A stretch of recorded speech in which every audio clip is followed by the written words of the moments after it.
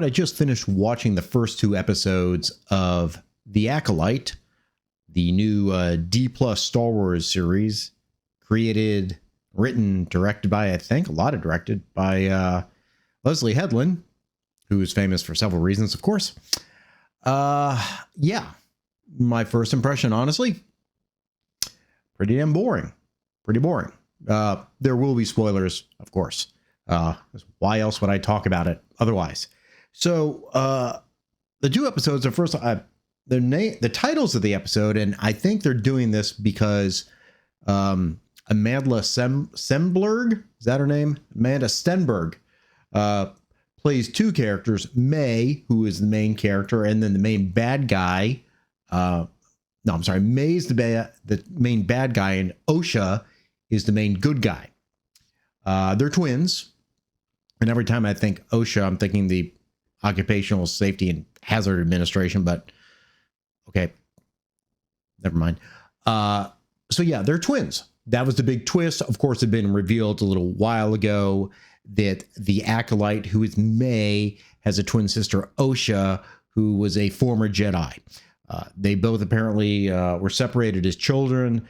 I guess May caused a fire that killed Osha's family. And then Osha was taken in by the Jedi, one of whom is Master Soul, played by, what's this dude's name? Jung-jae. I don't know him. And some other Jedi on her home planet. I think it was Brekdar, something like that. Brekdor. I had it written down. So our two episodes are titled Lost/Found and Revenge/Justice. So I think they're doing this kind of like twins, the opposite side of each other. I think that's what they're going for with those titles. And one of the things I actually thought would be good in this whole thing was Carrie-Anne Moss. I like Carrie-Anne Moss. I've liked her since I first saw her as Trinity in The Matrix, and seeing her in the trailer, even though I had issues with the trailer, I was hopeful of the fact, we'd get to see her. Well, guess what? Yeah, she's dead in the first 7 minutes. Yeah, that's right. This May character, who I guess we're going to presume is a Sith, shows up in a bar and challenges through a fight for some damn reason, and very stilted, awkward dialogue. It's like, attack me with all your strength. I mean, I think that's basically what she says. And then you make like a fighting stance. And then they engage in, I'm going to call it Jedi Fu, because that's what it seems like, some sort of fighting style where a little bit of force is used. And eventually, for some reason, the Jedi, Carrie-Anne Moss, what was her character's name? I got the list here. Indara takes out her lightsaber. And this was something interesting. May says, a Jedi does not draw her weapon unless she intends to kill. That doesn't correlate to what I know about Jedi. So that's an odd statement. Regardless, May ends up killing Indira quite easily. Basically, she just fakes her out, throwing a knife at the poor ass bartender, and Indira tries to stop it, and then she gets stabbed through the heart. So Indira's dead. Her sister Osha is working as, they call it a mechanic, basically a mechanic, working on the exterior of ships where I guess R2's units are supposed to work, but I guess she's doing it. So they send some Jedi to pick her up, and they take her into custody, which is really weird because they're like, well, we think you're on this planet. Well, how far is this planet away from where she's doing work? You think she just left in the middle of the night? They didn't even look into the logs. They just take her into custody. So the 2 Jedi who come in, is one guy's name is Yord. He's a Jedi Knight. Seems a little self-confident, and he's with just a Padawan there. But Yord, I think his guy's name is Charlie Barnett. Yeah, he's the one who thinks Anakin blew up the Death Star twice. He said he did it. He said it twice. Not that he did it twice. Honestly, I don't know. Maybe the dude thinks he did it twice. So they bring what's her name into custody and put her on a prison barge for some reason instead of taking her themselves. And the prisoners on the prison barge stage and escape. And then the ship crashes on a planet with Osha on board, and literally it falls out of orbit and crashes onto a snow terrain. How the hell this girl's not killed? How the hell this ship is still intact? Makes no sense, but somehow she survived. So back on Coruscant, this is where we meet OSHA's former master, Sol, who's played by Lee Jung-jae. And he's sort of tasked with going to get her after the ship crashed. So he brings his current Padawan, played by, she's X-23. Daphne Keane. Character's name is Jackie, but I'm just going to probably end up calling her Padawan X-23. And Yord goes along as well. They finally get to the planet, and there's some weird stuff going on with OSHA.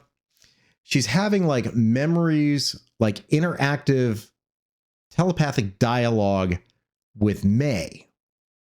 And it reminded me a little bit of that forced dyad crap they did in the sequels with Rey and Kylo. I would presume because they're twins, that's how the connection works. So for some reason, I guess this causes OSHA to believe May's alive, even though she thought she was dead. She's running from the Jedi. She almost falls off a cliff, but Sol saves her and they take her into custody. And that's basically the first episode. Yeah. The fighting, of course, was just Jedi foo. Carrie-Anne Moss never actually used her lightsaber other than to deflect a few blades. That was about it. Now, mind you, I was watching this with my significant other, who's a casual fan, not as steeped in all this as I am. Just a couple comments that I noticed from her. She said this acting is very bad, which for her to notice is kind of interesting. She also noticed that the makeup on Jedi Master Vernestra was very bad. She's a Mary Allen with the green makeup. She goes, it looks like just someone splotched it on. Also, just so you know, Rebecca Henderson is the wife of a certain Leslye Headland. Wonder how she got that job. So, yeah. And the actress Rebecca Henderson playing Vernestra is extremely stilted, like stiff as a fucking board with all the delivery. It's very bad. So yeah, that's basically the first episode. So let me see what my notes say about the second episode. I forgot at the end of the first. This is very important. It's extremely important. So at the end, we see May walking along some sort of rocky beach. And we hear like a dark, sinister voice growling. And he's talking about how the Jedi live in a dream. They think they can't be killed. They can't be killed by steel or a laser. I think that's what the line was. But he then says, an acolyte can kill without a weapon. This is not an exact quote. He's like, the acolyte can kill without a weapon. The acolyte will kill the dream. And in the distance, we see like a dark cloaked figure who suddenly ignites a red lightsaber. I'm guessing this is going to be the Sith, even though that's against canon. But why does canon matter? We know, look, history has to be rewritten to make it make sense for current times. That's only logical, right? So this is this Sith character, I guess we saw, or Sith-like character with the giant grin. Reminds me kind of the Batman who laughs. So maybe I'll just call him the Sith who laughs. Anyway, we go to the second episode and we find another Jedi temple because May's going to go kill another one. And this guy's name is Torben, and he's just in a meditative state and he can't be attacked. She tries to attack him a few times. It's just like the force field around him. We don't know what it's about. But she gets found out. She doesn't succeed in killing him, but the Jedi realize that she tried to attack. So that makes Sol, who has OSHA in custody, realize that it couldn't have been OSHA because he had custody of her. Well, finally, some Jedi use some brains. Like, let's not actually check in the previous time where OSHA was. Let's just take her into custody. So they go to what's that planet? Olega. That's where the Jedi temple is. And that's where May is. She's hiding out with some dude named Kamir, who honestly First time I saw him with his hair, his like ratty ass hair, I thought it's like freaking Ezra Miller. Dude looked like Ezra Miller. I mean, he wasn't as frenetic as Ezra Miller as the Flash, but he looked like, raggedy old Ezra Miller on his compound with guns and drugs and beating up women or whatever it was alleged that he did. I don't know. The guy was a mess. But he's trying to help her. I guess he's like her fixer in the sense of like gets her weapons, gets her guns. And he's got something against the Jedi because he mentions how Jedi are full of themselves. They think peace is reality, but they're all lying to themselves.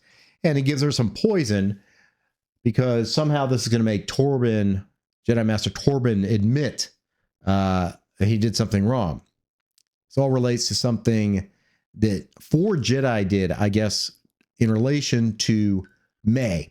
The only thing I figured has something to do when these 4 Jedi were all stationed on the planet where May and Osha were. So Andara was one of them.